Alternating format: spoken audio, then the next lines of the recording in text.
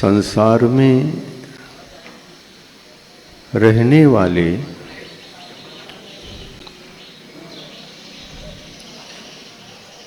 संसारी प्राणियों को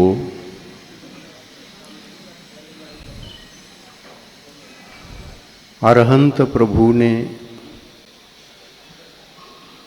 अपने दिव्य ध्वनि के द्वारा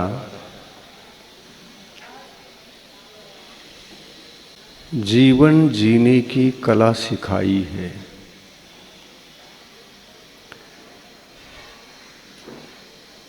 उस दिव्य ध्वनि के माध्यम से वही उपदिष्ट हो जाता है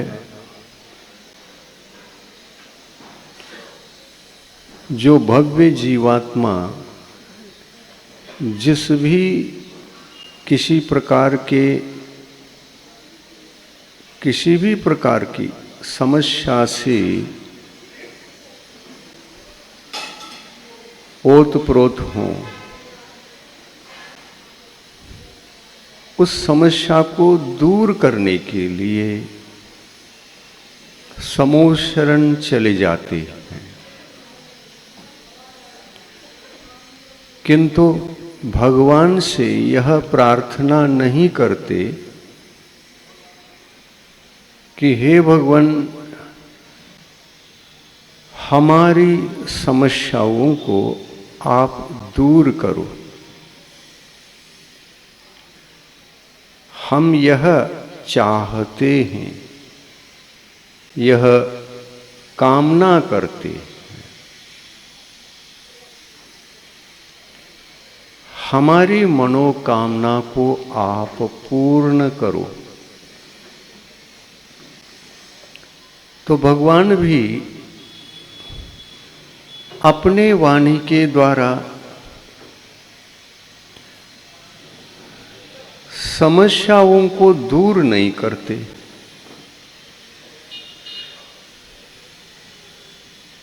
आप करो ऐसा आपने कहा,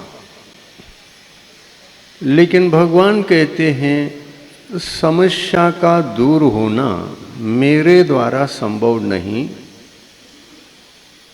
वह तो तुम्हारे द्वारा ही दूर हो सकेंगी। भरपूर समस्याएं हैं जीवन में, एक एक करके गिनते जाओ, समस्याओं की कोई सीमा नहीं होती। इतनी सारी समस्याओं को लेकर के भगवान के पास हम पहुंच गए और भगवान ने कहा तुम्हारी एक भी समस्या को मैं दूर नहीं कर सकता। भव्य जीवात्मा घर छोड़कर समय निकालकर समूह शरण में प्रवेश कर चुका है। श्रद्धा और भक्ति से ओतप्रोत होते हुए कुछ भगवान हमको करेंगे, इस सद्भावना से जाता है और वहां जाकर के पहले से ही भगवान ने कहा मैं कुछ नहीं कर सकता, क्योंकि मेरी दशा ऐसी दशा है, मैं वीतरागी हूं। मैं वीतरागी हूं, इसलिए तुम्हारे प्रति मैं तो कर नहीं सकता, लेकिन दूसरे जीव भी कुछ ये आपकी समस्या दूर नहीं कर सकते। तो भगवान, मेरा आपके यहाँ आना व्यर्थ हुआ क्या? नहीं नहीं, ऐसा मत समझो, व्यर्थ नहीं हुआ है, सार्थक है यहाँ तक आना। समस्या को छोड़ो, विषय समझो, ये समस्या क्या है, ये आकुलताएं क्या हैं, और आखिर ये जीवन में इस प्रकार बने ही रहते हैं, इसका कारण क्या है। पहले इसको सीखो, सुनो, समझो। भगवान कहते हैं कि सीखो, सुनो, समझो। तो हमको सीखना पड़ेगा, सुनना पड़ेगा और समझना पड़ेगा।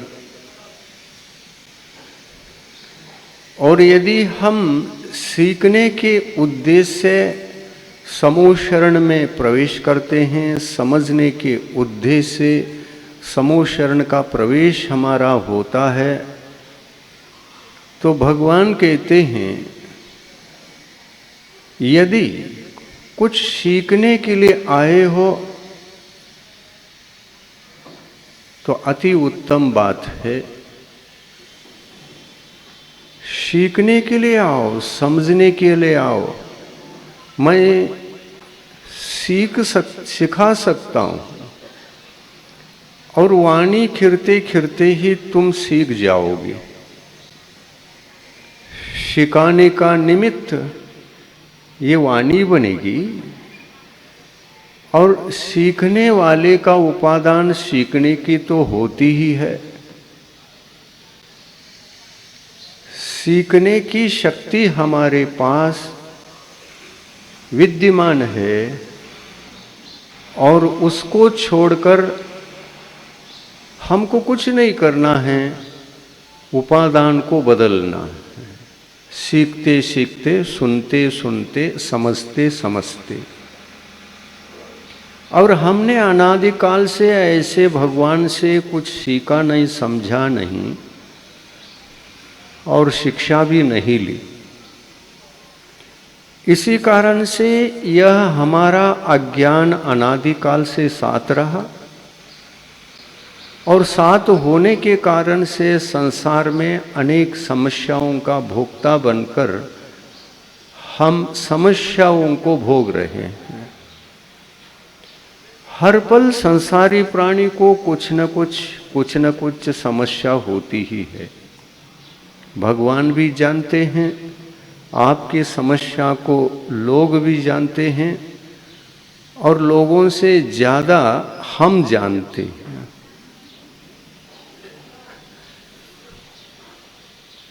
क्यों जानते हैं? क्योंकि रोज प्रवचन करना पड़ रहा है, तो समस्याओं के प्रति ही करना पड़ रहा है। आत्मा अज्ञानी है, ये सबसे बड़ी समस्या है। और ज्ञानी होता तो हमको भी समस्या न होती उपदेश देने की, लोगों को भी समस्या नहीं होती, क्योंकि आप दुखी दिखाई नहीं देते। और भगवान को तो भगवान हैं, आपके अंदर कोई समस्या नहीं है, आपके जीवन में कोई भी समस्या नहीं है, तो कहते हैं ये तो जल्दी मेरे जैसे भगवान ही बन जाएगा। हम लोगों को कोई समस्या नहीं है। हम दिगंबर मुनि महाराज, हमको कोई समस्या नहीं है। क्या कारण है कि अपन कभी समस्याओं से घिरे नहीं रहते? क्या कारण है?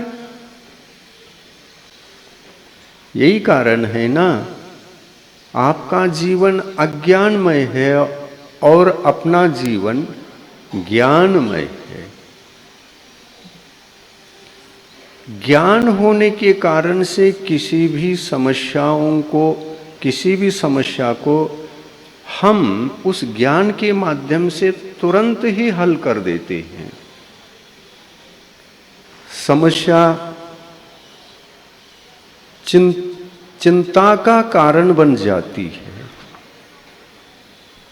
लेकिन हमारे लिए कोई समस्या आ जाए, चिंता का कारण नहीं बनती, समस्या को ही हम चिंतन का विषय बना लेते हैं, चिंता नहीं करते। आपको भी ऐसा ही करना है। कोई भी समस्या सामने रहती है, घर की होती है, अपने जीवन की होती है, अपने निकटतम सहायक शरीर ये उपकार करता है 24 घंटा। शरीर की समस्या हो सकती है। किसी भी समस्या को हल करने के लिए, उस समस्या को दूर करने के लिए ज्ञान चाहिए क्या नहीं चाहिए? ज्ञान चाहिए। रोग हुआ है तो उसके लिए औषधि का ज्ञान चाहिए।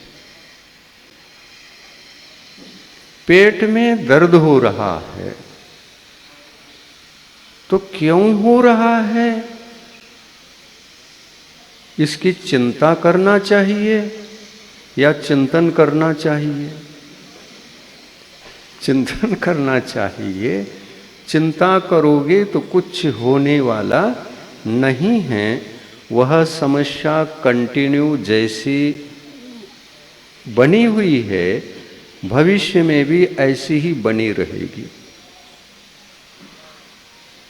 पेट में दर्द है और कुछ समझ में नहीं आ रहा है। समझ में क्यों नहीं आ रहा है? क्योंकि ज्ञान नहीं है, अज्ञान है।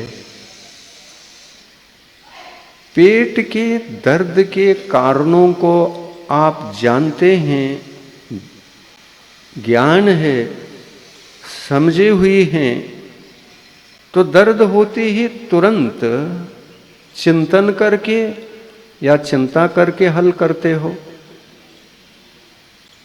चिंता करते हैं। चिंता करना आवश्यक है क्या? नहीं है। ज्ञान है तो चिंता होती ही नहीं है। ज्ञान हो तो आपको वह कल क्या खाया था, आज क्या खाना है और कब तक खाना है, कौन सी वस्तु खाना है, कितनी खाना है, इत्यादि इत्यादि अज्ञानी जीव क्या चिंतन कर सकता है? नहीं कर सकता। समस्या क्यों आती है? ज्ञान न होने से। और ज्ञानी बनने के लिए यदि हम अपने जीवन में प्रयास करेंगे तो ज्ञानी बनने के ठिकाने दो होते हैं। या तो भगवान के पास चले जाओ या तो गुरुओं के पास चले जाओ। गुरु दो प्रकार के होते हैं, लौकिक गुरु और धर्म गुरु। उसमें अपन कौन है? हम धर्म गुरु।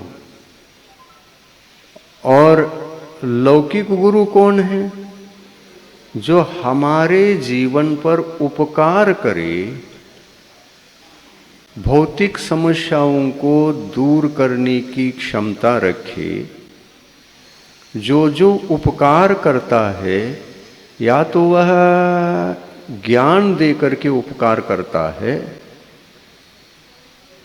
या तो वह ज्ञान न देते हुए समस्या जो आपके पास है उसको डायरेक्ट उपचार करता है।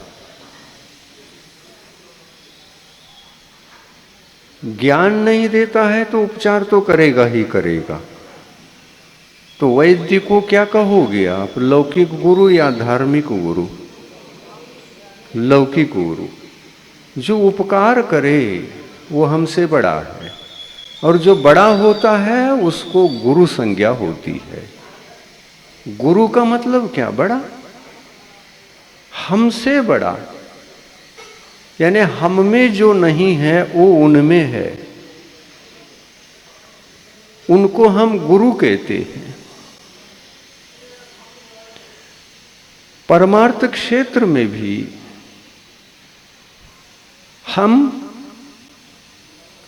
धर्म गुरु हैं, लेकिन धर्म गुरु होकर के भी हम शिष्य भी हैं क्या? नहीं। शिष्य होकर गुरु बनना भी आवश्यक माना गया है, और शिष्य बनने का मूल उद्देश्य भी गुरु बनने के लिए ही होता है। किसके पास चले गए आप?